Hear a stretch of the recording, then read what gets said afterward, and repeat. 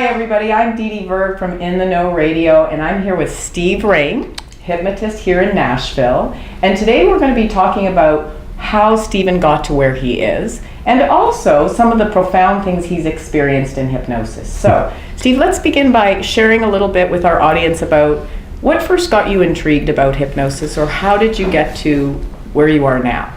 Well, it's something I've been interested in for years. I can trace this back to probably 12 or 13 years old when I did self-hypnosis the first time. And I bought a book on it. It was really kind of exciting because I thought I'm going to change some things in my mind. So I did this self-hypnosis technique, and I opened my eyes, and my sister was still there, and I was still in the same house. And well, this stuff didn't work because I thought there was going to be this and it wasn't quite like that. Right. And I really kind of blew it off after that for several years. But I found out back in 1999 that I had a baby on the way, and I was in need of some personal development, let's say, because I was rather self-destructive back then. And one of the things that I was doing was smoking, and I used hypnosis to quit smoking. And how did that go for you? Because a lot of people hypnosis just like that. Just like that. No cravings. No. That's what blew my mind. Mm-hmm. I walked out of this guy's house and never had the desire to smoke another cigarette again. Wonderful. Okay. And I thought, how did that happen? So you had a certain curiosity. I was really just intrigued by the idea that I could walk away, because I was smoking almost 2 packs a day. Mm-hmm. And I was able to walk away from it, and it just like the switch was turned off. And I knew that there was something amazing that had just transpired. I just wasn't sure what or how. And that's what got me interested in studying the work. So then you began to study shortly after that? Or? Well, I found a book a couple of weeks after that happened. And it was one of those things that it was right there, just like it was supposed to be there for me. In fact, it was amidst thousands of books in front of a library that was having a book sale. And I started reading the book and became more and more intrigued by the idea of our unconscious mind, the subconscious, the other than conscious, whatever you want to call it. But the fact that it basically controls every single aspect of our lives without us even being aware that it's doing it. Right. And you've seen a lot, because you worked with over 7,000 clients. I've seen a lot of people, yeah. So share a little bit about the power of that unconscious mind. Well, it saved my life. Tell me about that. Well, I was, like I said, I was killing myself. With cigarettes? With cigarettes and with some other things. I was living the life of a rock star. I just didn't have the income. But it was a downhill ride for me for several years. So what else did it help you do besides smoking? Well, I got off drugs and I quit drinking alcohol. Okay. For the most part. I have a glass of wine every now and then, but I don't drink the way I used to drink. And I was, like I said, I was very self-destructive back then. Okay. And it really helped me tap into my own potential, my own self-worth. And I was just really blown away by the whole experience, because I'd been for years beating myself up with limiting ideas and limiting beliefs. I was sabotaging myself along the way. Mm-hmm. Every time some success would start to pop up in my life, I would manage to sabotage it somehow. And you saw this as a recurring pattern, or hypnosis brought you to awareness? I saw it as a recurring pattern, and I used hypnosis. I was really just interested to see if it would help me get past that stuff too. Okay. And I started doing more and more self-hypnosis and started working on myself more, and ended up ordering a video cassette course from a school. Mm-hmm. And I studied those video cassettes every day for about a month without ever telling anybody what I was doing, because at the time I was living in a town of 17,000 in West Kentucky, and you don't really run around going, "Hey, I'm going to be a hypnotist." But I studied these things for a while, and I was with a friend of mine one evening and asked her if she'd ever been hypnotized. And she said, "No, but I've always been intrigued by it." I said, "Really?" Mm-hmm. And she's like, "What are you doing?" And next thing I know, I get this arm levitation with her, and we were both blown away by the experience. And it was really the spark that lit the fire. At that point, it was on. Anybody who would get in front of me that would be, still long enough to let me hypnotize them, they were going into a trance. And I was doing little stuff like making people's hands stick to walls and make them forget names and their numbers and things like that. But a friend of mine approached me one day and asked me if I could help him quit smoking. Yeah, I said, "I don't know, man. Let's find out." Right. And that was the beginning of that too. Okay. It's like we talked about a while ago. I've helped almost 3,000 people quit smoking since then. So when did you get into it professionally? When did you decide? What was the turning point? Well, I don't know that it was that I decided it. I think it was decided for me. Okay. Because I don't know, Nashville. I was living in Murray, Kentucky. And I was going to school. Actually, I was sitting out this semester. But this Nashville thing kept popping up, and this hypnosis thing kept getting more and more prevalent in my life. And every time Nashville would come up, I would just kind of blow it off and just kept pushing it aside, and did that for a few months until all of a sudden, within about a 3-day period, everything converged in my life. That I ended up losing my job. I was out of school. I had no income and no real prospects in Murray, Kentucky. And what the hell else am I going to do in Murray, Kentucky? So I decided this Nashville thing I should give it a shot. And I packed up everything I had in the back of my pickup truck. And this was the Beverly Hillbillies. Had less than $400 to my name. I mean, literally, there were no savings, nothing. Less than $400 to my name. And moved down here and ended up sleeping on a friend's couch. And I was here for less than 48 hours before I bought my business license. For hypnosis, Yeah. or just a business? For Nashville Hypnosis. Amazing. Okay, Yeah. so how long did it take you to start building up that business? It depends on what your definition of building it up is, because I had a client within a week. That's fantastic. Now, sometimes it was one client a week. I think at one point it was one client a month. But the thing about this is, and the sad thing is that, and those of you who are watching this, if you're getting into hypnosis, really listen to this, because the problem is most people make it about 6 months in this business, or really any business. If you want to be successful, you have to have the resolve to do it, and you have to be willing to sacrifice whatever it is that gets in the way. And I'm sure clean up a few of your own limiting beliefs. Well, I still work on myself. In fact, today I'm meeting with my coach. I talked to my mentor 2 days ago. I think personal development's a lifelong endeavor, because the beautiful thing is that the unconscious mind is unlimited. Right. And we can always continue to grow. But, again, pay attention and put everything you have into it, because it's well worth it. The results that you get, I may show my trash can here in a few minutes on camera so you can see what's in there. There's probably 50 packs of cigarettes in there right now. Right. Seeing that every day really kind of makes my day, walking in here and knowing that what I'm doing is not only giving me the life that I want, but it's helping other people survive. And, when somebody walks in, I don't just see them. It's not just them. It's their husbands, their wives, their sons, their daughters, their moms, their dads, their cousins, their friends, and everybody else that's attached to them. Mm-hmm. So that pack of cigarettes right there it's so expansive in their lives, and they don't even know how it affects them. So, and everyone around them. And well, that's what I mean. The connections they have with people. Mm-hmm. It really, living a life of service, I think, has become the most important thing for me. Wonderful. So what is one of the most profound things that you've seen with the power of the mind or the unconscious?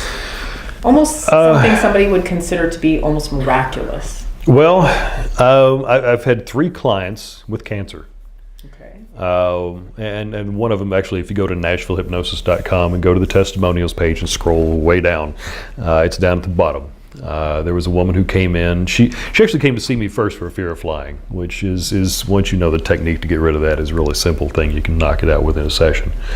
But she called me up about 2 weeks later, and she was hysterical. She was freaking out. She just found out she had a ping pong ball size lump in her breast, and when they did a biopsy, they found out it was cancerous and malignant. And she called me up. She had a 2-year-old daughter at home. She's 42 years old. She's stressing out over this, and really just kind of wanted to get her head around the whole thing. She came in to see me on a Saturday afternoon, and we ended up spending 3.5 hours together. And by the time we got finished, she told me she'd felt this warmth that kept building up as we were going through. I was taking her in and out of sessions for that 3.5 hours. it was fractionating her, for those of you who know anything about hypnosis. If you don't, then you will. But just taking her in and out of this experience, and by the time we get finished, she just felt, really relieved and relaxed and felt wonderful. She went to the doctor on Monday. She actually called me. They did the biopsy on Thursday. She was going back Monday for an in-office procedure. They went in on Monday, they did a local, and went in and cut this place out, and the doctor was so amazed by what he saw that he literally took the sample, got in his personal car, and drove it to Vanderbilt University so they could do a test on it, because the cancer cells that were there on Thursday weren't there on Monday. So the lump was still there, just not, it was no malignant. They said it was radial scarring, and the doctor said it was the second time in his entire career that he'd ever seen it. That's very interesting. I had another client who came in, and she's a very good friend of mine now. She had breast cancer as well, and we did a couple sessions, and she did self-hypnosis around that, and her cancer disappeared. So seeing those things is really probably the best thing that I've seen in my career, is watching somebody heal themselves.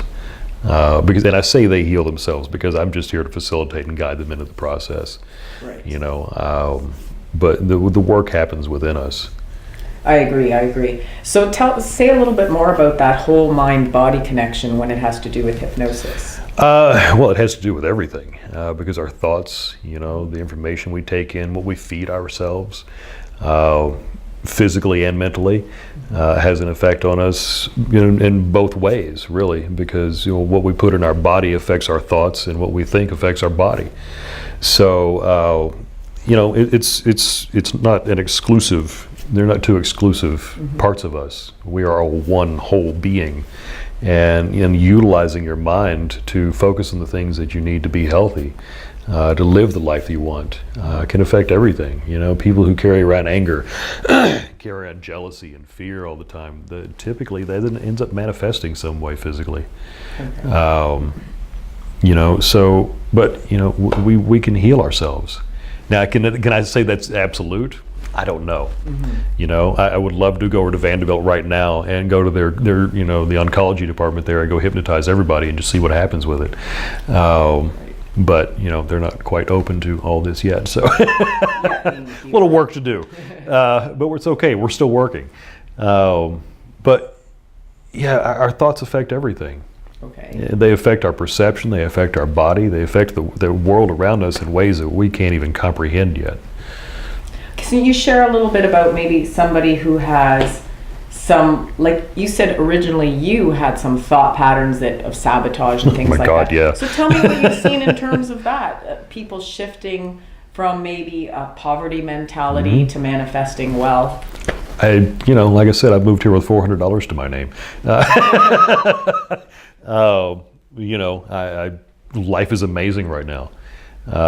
So just using myself as an example, I know that if I can come from the mindset that I had where I was sabotaging everything that I did to getting to the point now where I see opportunities everywhere I look, there's a transition that we can make, and I'm nobody special. I'm just a guy who took the time to do it. Right, a really keen interest too. Yeah, and that's it. I've always wanted to improve my life in some way. I was reading Tony Robbins back in the 90s, and looking at different things, but it really wasn't having the impact on me that I was looking for. And putting all those ideas together with hypnosis and getting these ideas into the unconscious mind has changed everything. Okay. And what have you seen in terms of clients and success stories? Especially shifting belief systems, because fundamentally it all stems from our beliefs. Sure, and I've seen the same thing happen with clients. Clients who've walked in here with these ideas that they couldn't do anything, that they're stuck in their lives, that they just can't see opportunities that are already in front of them. Okay. Because they are. Opportunities are always around us. We just don't notice them most of the time. Darren Brown, you're familiar with Darren? Yes. Darren did, I can't remember the name of the show. He went to a village in the UK, and he was studying luck and belief about what we can achieve. And there was a butcher there who didn't believe he had any luck at all. And they started putting things in front of this guy so he could actually start to experience good luck in his life. They laid money on the ground in his path, and he stepped over it. Oh, wow. Because he had completely blocked out the possibility Right. of even having anything good happen in his life. They gave him a lottery ticket. He was negating any incoming information. Exactly. Yeah. So anything that showed him that there was such a thing as luck, he was just totally Yeah. don't see it. Well, they put a woman in his path, and all he had to do was she was taking a survey. Answer one question. Answer one question, I'll give you £5 or something like that. If you see it, don't hold me to that. But the question was, name 3 cuts of meat. And he wouldn't even stop to answer the question. He wanted to get £5. Oh, yeah. You know, anybody can do that, and especially him being a butcher. You know, so it's really interesting how our perceptions and our belief systems put those filters on there, so we don't see the things that are in front of us all the time. It's very interesting. So if you were to say something about how hypnosis can shift people, just for those who aren't, you know, who don't understand hypnosis, how would you relate the power of the unconscious and the conscious mind, the difference between the two? Oh, wow. Think about a computer. Okay? We think about our conscious mind like the screen. Okay? That's our reality. But the thing is, that reality doesn't exist without the actual system itself, with the computer system. That's our unconscious mind. That controls everything in the background. But what it does, it creates these images and these experiences that we can experience. But we think this is our reality. Right. This is just a projection of what's happening within our unconscious mind. And the beliefs that we have are just programs, because those beliefs can change and be altered through events, through neuroplasticity, you know, through repetition. You know, things can be shifted with those belief systems, and all that is changing the programs we have. So, you know, but those programs that we have, they really override everything that we want many times, and sometimes those things aren't even congruent with what we want, but they're in place so strongly that we can't get past those belief systems. And we're sometimes not even aware of them, are we? Oh, no. Like I said, I sabotaged myself for years. And I'm not going to say where the belief came from, because my dad may end up watching this. Sorry, Dad. But really, there was a conversation that happened when I was about 12 or 13 years old that affected me for 25 years of my life. And I had no idea that was the problem. And it just came from one conversation? One conversation. And did you get to that through hypnosis? I did, yeah. Wonderful. Yeah, and a friend of mine helped me clear it out. And once that was cleared out, I had a little more than $400 to my name. Okay, so have you ever taken someone through hypnosis into, let's say, an otherworldly realm or inexplicable place? I've done a few. Being in Nashville, it's not really something that I market. Right. Yeah, I don't really go around saying that I'm doing past life regressions, because we're literally 10 miles away from the Southern Baptist Convention. Really, it's in Brentwood. So I don't really market those things, but if people call me up and they want to go through those experiences, I'm happy to do that. I've been through a few myself, and I think they're interesting. I don't know the validity of them, right. But you know, there's so many things that we perceive that we're not aware we're perceiving. And you know, I don't know whether it's a past life or a future life or whatever it is. Maybe it's a parallel life. I mean, if you look at quantum physics right now, we've come to the realization that we have parallel universes running all the time. You know, is one that's right next to us, is that actually the past or is that the future? Because time is such a construct of man anyway. I've had a few people that have gone through some really interesting experiences, though. Could you share some of that with us? Is it appropriate? I'll share one that I experienced, where I was spontaneously regressed back to ancient Egypt. And this is actually the basis of a book that I'm working on right now. And I ended up inside the Sphinx and gained some knowledge there. That's the foundation of this book that I'm working on right now. We're expecting to have it on the shelves by 2016, spring of 2016. Okay.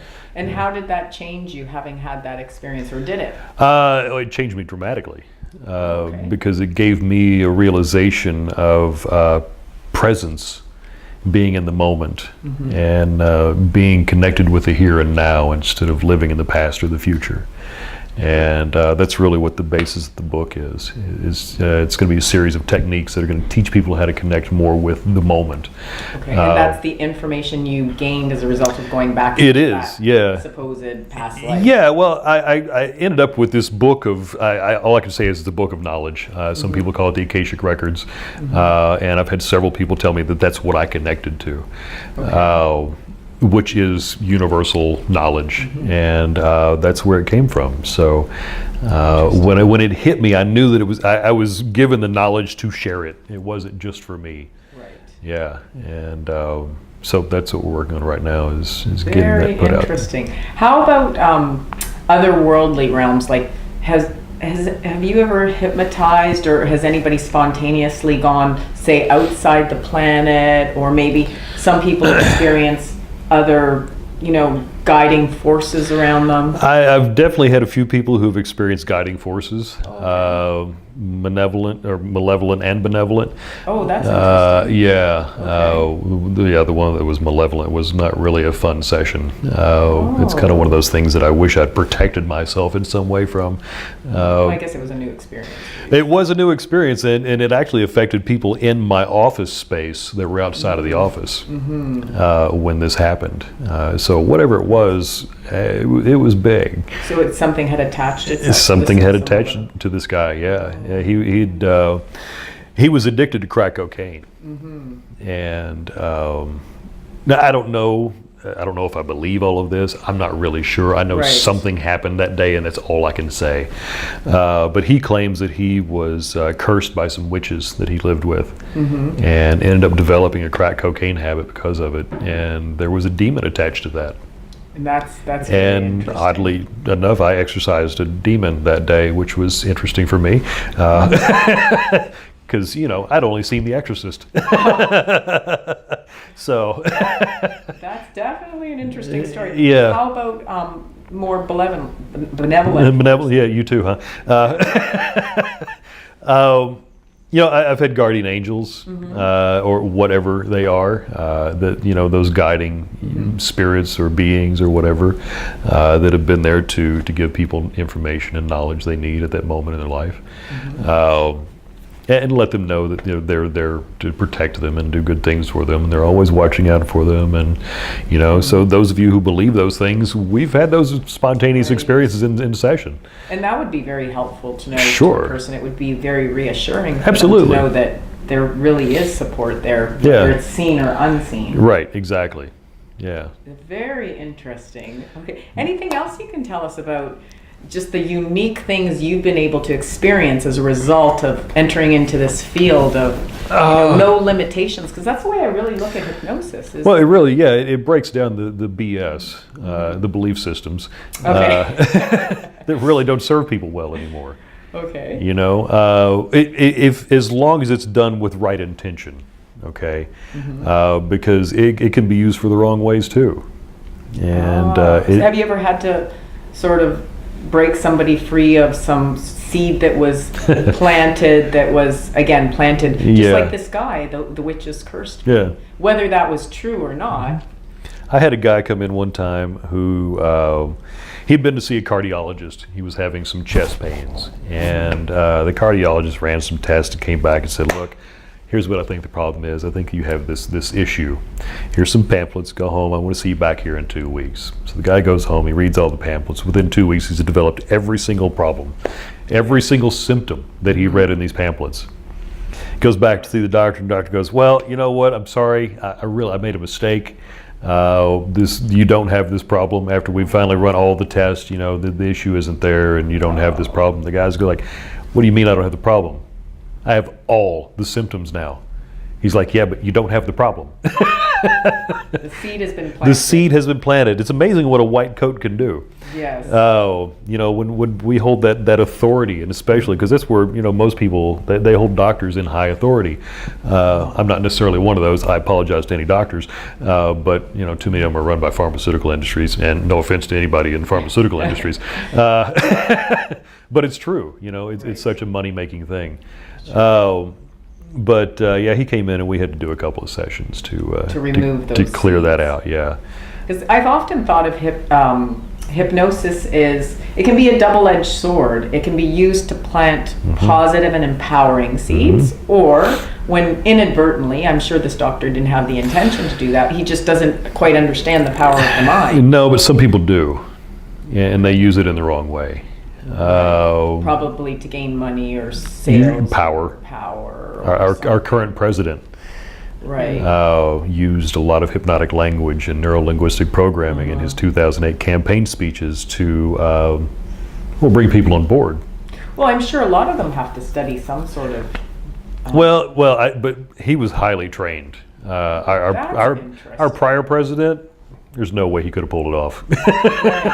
He just didn't have it. Okay, do you believe he was trained? I believe that there's, I'm not sure if I should say this on camera or not because I may end up having black cars following me. I believe he was trained because nobody comes from where he was to where he is with just that amount of ease. It was calculated. He's done that. He's probably discovered that this is a powerful tool and embraced it and used it to his advantage. Right, interesting. Okay. But I mean, it's used on television on a regular basis. Advertisers. When they even on shows now, they're not even hiding anything anymore. Well, as far as little placement of product and things like that. Yes. Because when we connect with those people on the screen, because if they're on the screen, they must be See, that's why you're watching this right now. You're on the screen. Yeah, exactly. It's really interesting. Buy these books. Please, it'll be out next year.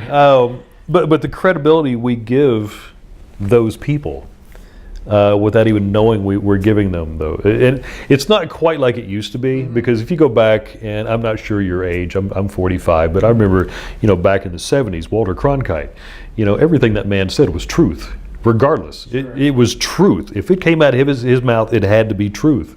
And we connected people on the screen with that because initially that's what they were doing. They were telling us truth.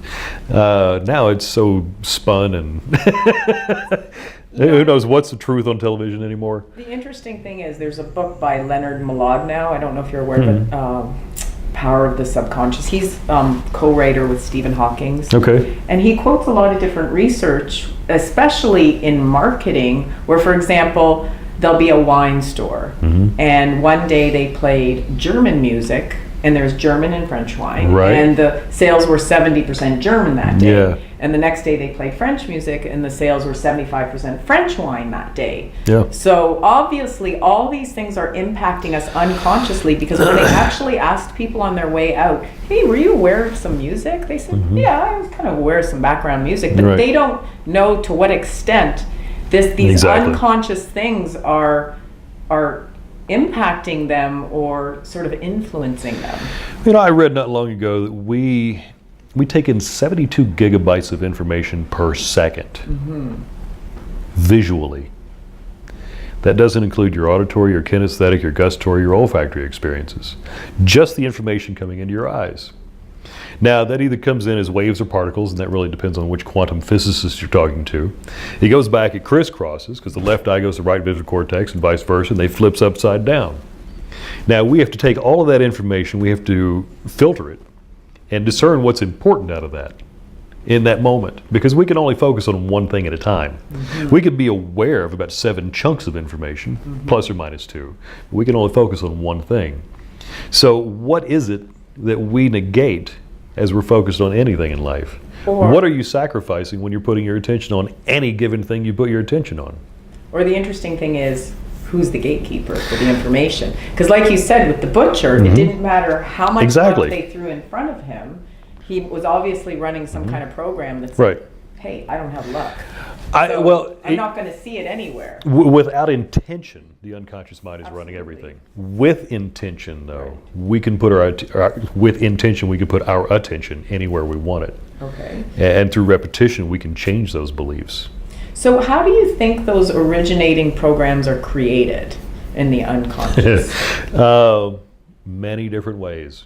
I don't know that there's any one specific answer to that. I mean, we learn through repetition or stimulation. The conversation that I had when I was 12 or 13 years old created a lot of very negative stimulation for me, and it had a huge impact on me instantly. You know, if that information had been given to me a little bit at a time without being that impactful, it would still have the same effect as an end result.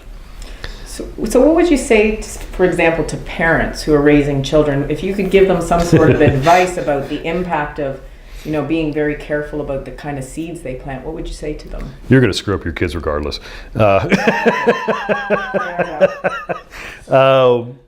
know, because I am a parent, and you know, with the best of intention from me, I want her to have better things. Now, does she take that information in with that same belief system? I can't say.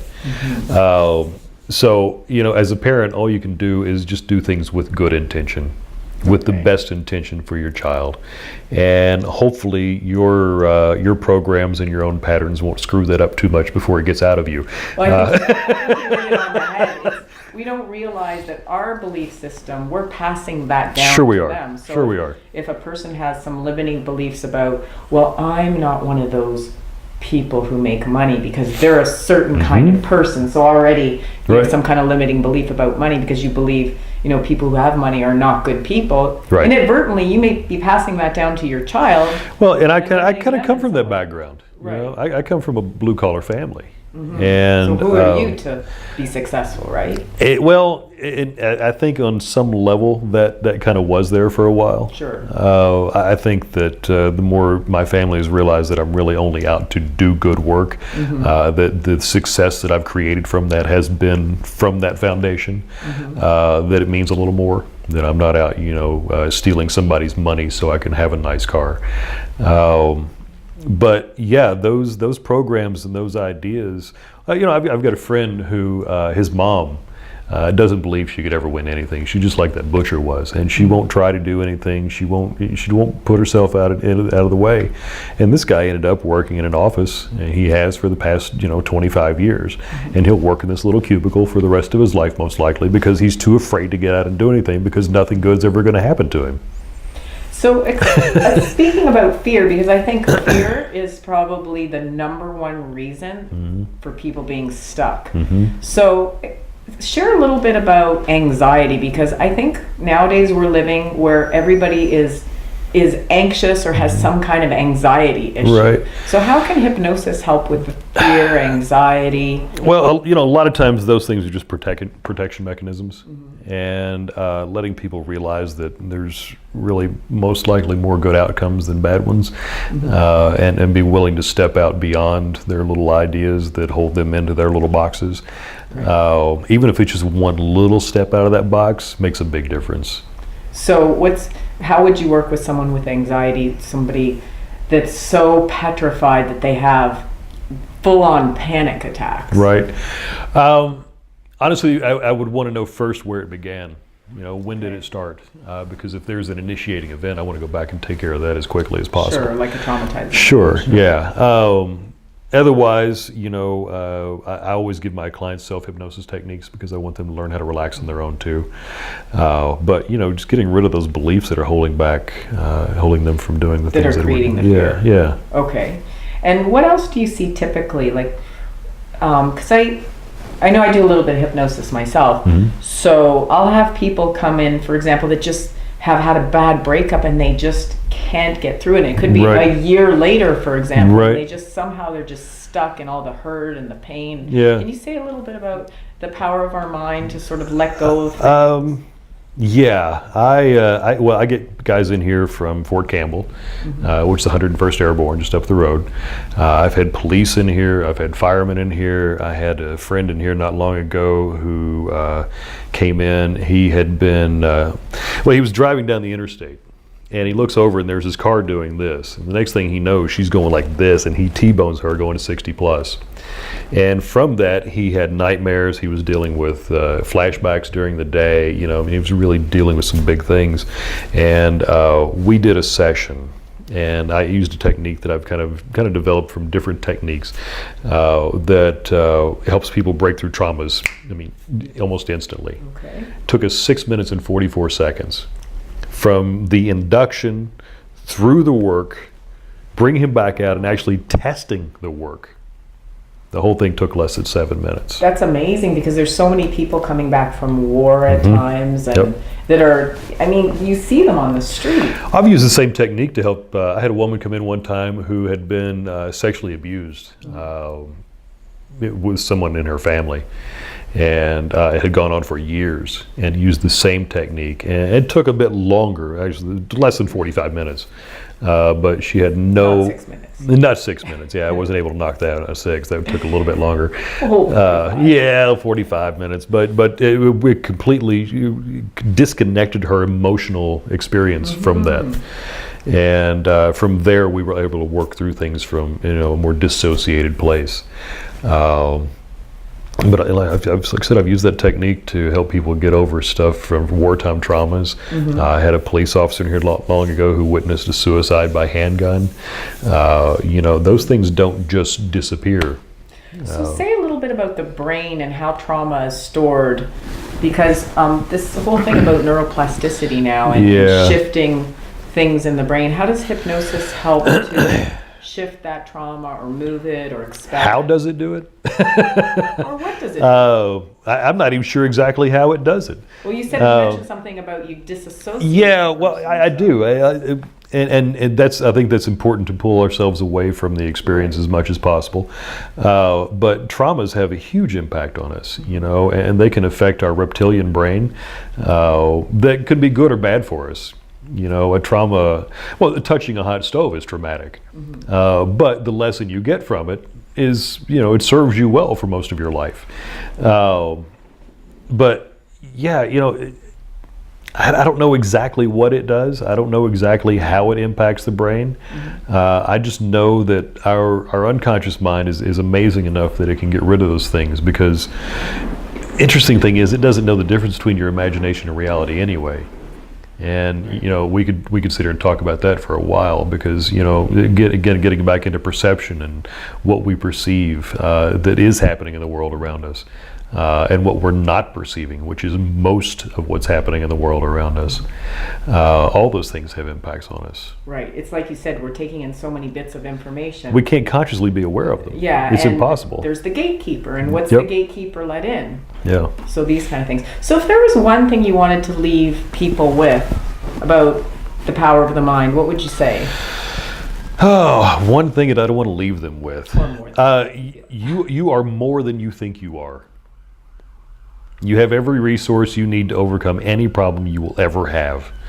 And I hold that as a truth for every single person who walks into this office. Wonderful. Well, thank you so much for speaking with us here Yeah, today. absolutely. It's been a pleasure. No problem. Yeah.